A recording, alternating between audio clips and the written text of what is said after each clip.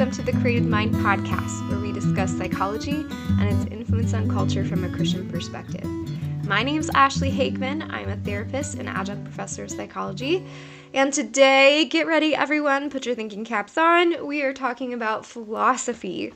Now, before you turn this off, I promise this is going to be very practical and will greatly apply to where you're at today. And I think that's one thing that I have been learning in my, academic journey lately is that these big ideas, which kind of seem beyond me a lot of times, and I'm sure I'm not the only one who feels that way, actually these ideas filter down into the general culture, and they filter down into the ways that we live our lives and the ways that we think about ourselves and culture, about the way things should be.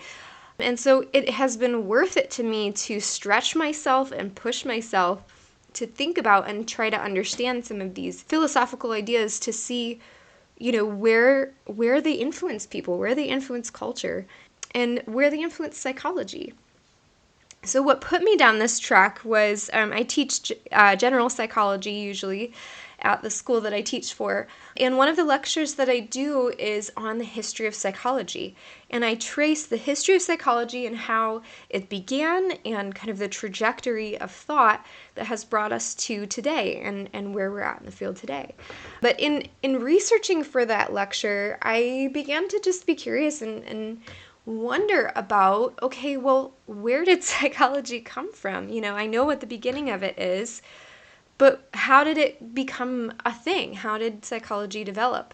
Well, psychology existed for thousands of years as a subset of philosophy. So the questions of how does the human mind work? What is the human mind? All of these types of questions are not new questions. They are not something that we have just been studying in the 19th and 21st centuries.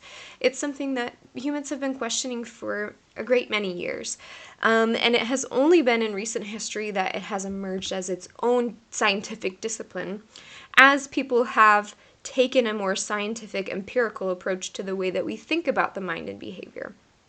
But ultimately, a lot of the ways that we conceptualize human behavior, the human mind, are really rooted in philosophy, and they still are. Philosophy is extremely influential on psychology and the way that we pursue research, the way that we conceptualize things, the theories that we have.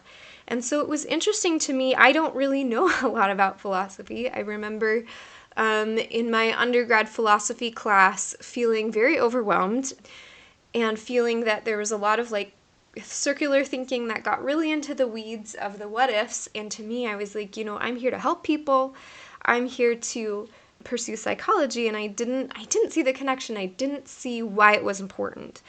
But now as I live and as I'm becoming more familiar with some of these philosophical concepts, I'm seeing them play out in really powerful ways that I wasn't aware of before, and it's been really helpful in helping me understand and categorize these things, and then also helpful in grounding me in my faith to be aware of, okay, so what are the things that are found in Scripture? What concepts here are compatible with what God has to say and the character of who He is, contrasted with some of these ideas in the world that may partly be correct, but also may not be. So it's helped me to be a lot more discerning.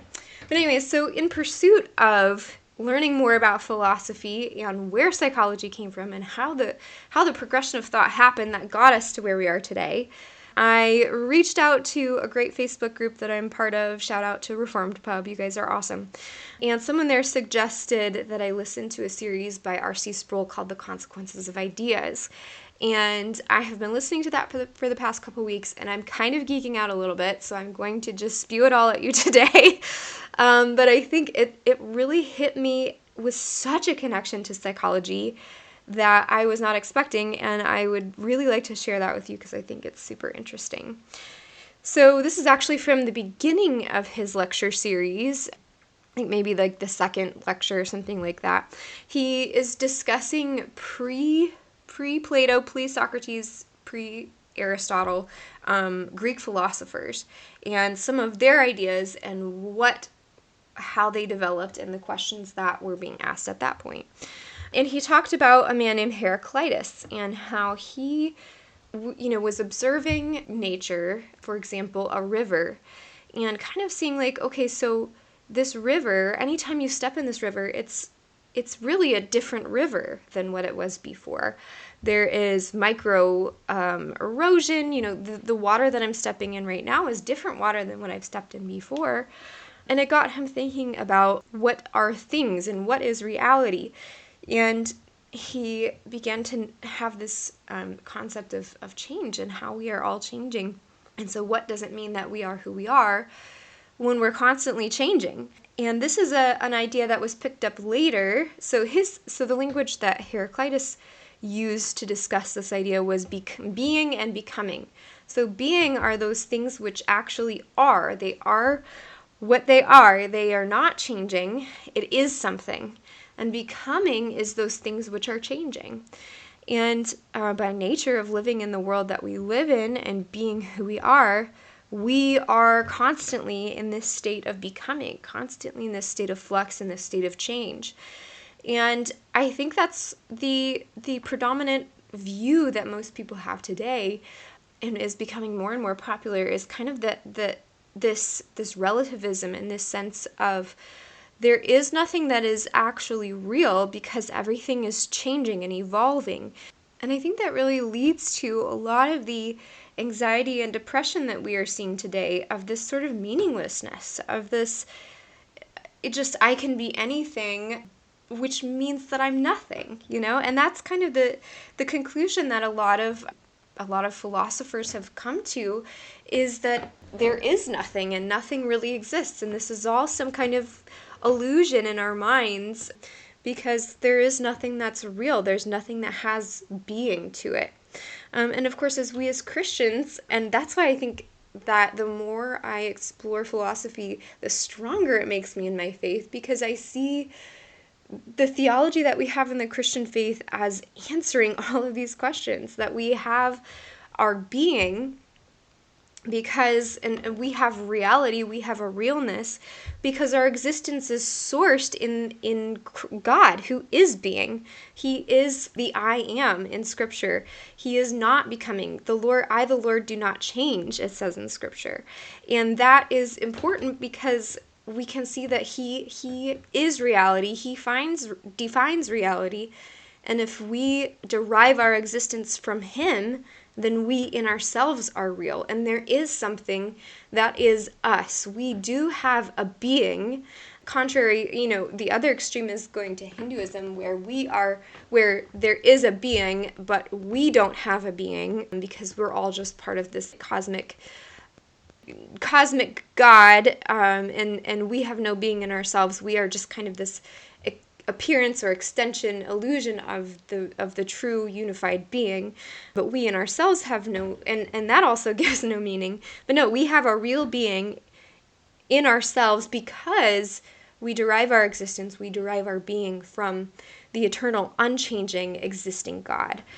Later, we see Aristotle pick up some of these questions, and he termed it in different terms. So he discussed actuality versus potentiality, but it's really kind of the same idea. So actuality is those things that actually exist, the things that are there, that have come to pass. And potentiality is those things which could come to pass, those things that are in potential. Anything that is actual doesn't really exist to us, because at this moment I'm a different person than I was when I began this sentence. And so without God, without a sense of I, the Lord, do not change, without a source of true actuality, we are just figments of imagination, and we are pure potentiality, and therefore we have no true existence. And so that's really interesting to me in and of itself. I think that's it's just beautiful to see how there's these wonderings and these questions that occurred in men's hearts, not knowing that the answer to their questions is God. And I think that's beautiful to see the general revelation that we can observe in the natural world, which points us to him, that beckons us to ask these questions. because it finds its answer in Him. We could just live our lives ignoring these ultimate questions of life and meaning and our existence, and distract ourselves with all the ways that we can distract ourselves with drugs, with work, with renown, with our kids, our day-to-day lives, being busy, everything. But in reality, it doesn't erase these big questions of life that is always in our hearts, that we have eternity in our hearts. And those questions are just begging to get out, and it's beautiful to see how God is the answer to those questions. So, sermon aside, this has some huge implications also for psychology and the way that we understand psychology today. So, a notion that is very foundational to popular psychology nowadays, but also is something that is huge in the culture in general, is this notion that the foundation of our lives and the aim of our lives should be something called self-actualization. Now, that's really a fancy term for something that you kind of already know the concept of. And that is that self-actualization is this notion of self-fulfillment or meaning in life, something that is for me, is my thing to do, and that I'm working my entire life to find that thing which makes me feel fulfilled. So reaching towards self-actualization might be something like pursuing a career that gives me fulfillment, or being a good mom, and that's what my entire life is directed towards, is looking for these things that are a higher level of a fulfillment in my life than just meeting my immediate needs. And this began with the ideas of just humanist ideas in general, but there was someone very foundational in popularizing this, and he goes by the name of Maslow. And many of you have heard of Maslow's hierarchy of needs. So it's this idea that first, we are inclined towards self-actualization, and that's the trajectory that every human is trying to get to naturally in our lives as we're trying to pursue this. And in order to get to a higher level of self-actualization, we have to have our lower needs met. So we need to have food and clothing, and we need to have safety, and we need sex, and we need structure and community and relationship needs. And then at the top of the pyramid, if you've ever seen this in like a psychology class or something, you know exactly what I'm talking about. At the top of the pyramid, the pinnacle of human achievement, the thing which all of us are aiming our lives towards, is this notion of self-actualization. And that's our fulfillment. That's the highest level of psychological development. It's kind of like this sense of self-transcendence. But it's defined most notably by Carl Rogers, who is the most influential humanist psychologist of forever. He defined self-actualization as man's tendency to actualize himself, to become his potentialities. So he's saying, self-actualization is trying to actualize those things which are potential. But again, how can we actualize anything when we are constantly changing and we're constantly in this state of flux? And so I think people who have gotten to kind of this pinnacle, quote, pinnacle of life, where they have had all of their physical needs met, they have all the money they could want, and they've had their relationship needs met, and they're searching for something, and it's still empty. There's still kind of this sense of, well, I could be anything, and so am I anything? And what even is the aim of my life for? And so I think that's because the root of this idea that I derive my existence from nothing, and therefore, what is my existence for? What is the point of my existence? And that is nothing, because there's no meaning to it, and we're all just figments of whose imagination? Nobody's. And so nothing really is real at that point. And so that's where I see our view and of faith in the way that we approach understanding human tendency and human actions, and the goal of what our life should be is derived from what our lives are. It's derived from where our existence comes from. And so if our existence comes from the unchanging eternal God, then the aim of our lives also needs to be directed towards the unchanging eternal God. And that is where we find actuality. That is where we find being and meaning. And that is that is really the goal of our lives. And this is reflected, I think, one of my favorite catechism questions is, what is the chief end of man? And the answer is to glorify God and enjoy Him forever. And I just think that's so beautiful that, you go through this whole philosophical questioning and flow of thought and all of this logic to find the end of it is to glorify God and enjoy Him forever. And so I just found that so beautiful, found it so applicable to the way that we operate in psychology and the way that we conceptualize what people should do in their lives, the choices that they should make, the goal of counseling. So what is the goal of counseling? Is it to achieve this sense of self-actualization, which is what exactly? Which, I don't know, honestly just produces more anxiety in me to know, like, okay, I should go and pursue what is meaningful to me. Well, what is meaningful to me? How do I define that? How do I find fulfillment? Because joy is so fleeting and nothing is totally perfect. So no job is going to be perfect, as passionate as you are about it. Even for art example, if my vision of self-actualization was to paint, and that was just such a beautiful creative expression of my life, well, that's not perfect, because you get to a project where you just feel blocked, or you're going through a time of life where there is no joy in this.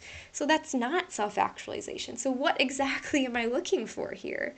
What exactly is the point of my life? And so, and in psychology, it's easy to use techniques that really do work to help us in the short term, but long term, those questions are still there. And that is where our faith should be undergirding the way that we practice counseling, and that in the little ways, whether we name them or not, we are beckoning them towards where we can all find our true fulfillment, where the chief end of man really is, and that is to glorify God and enjoy Him forever. And so, so I hope that this was just as exciting to you as it was to me. If you want to, I highly recommend listening to R.C. Sproul's series, Consequences of Ideas. It's free on YouTube. Look it up. I find it really easy to follow. He's an incredible teacher, so if you're someone who's like, philosophy really intimidates me, I don't know if I can handle that, listen to that, because he lays it out in such a practical way that I feel like it's a lot easier to follow than some of these other people I've tried to listen to. So listen to that. Think through some of these things. If you have thoughts that this sparks and you want to talk about them, look on my Facebook page and engage with me there. Also, if you're interested in what I have talked about here and you kind of want to learn more, you're really geeked about this like I am, I do have an e-course which is called Understand Psychology from a Christian Perspective. And that is where I go through psychology and how to understand it through the framework of systematic theology. Systematically, I'm going through and talking about how all of these concepts of how we understand God and how we understand Scripture and how we understand all of these other things impacts the way that we understand psychology and pursue psychology. That's 5 hours of lectures on there with also some assignments for further thought. And if you're interested in that, the link is in the description. But I hope you all have a great week and that this bounces around in your brain for a while and intrigues you just as much as it did me.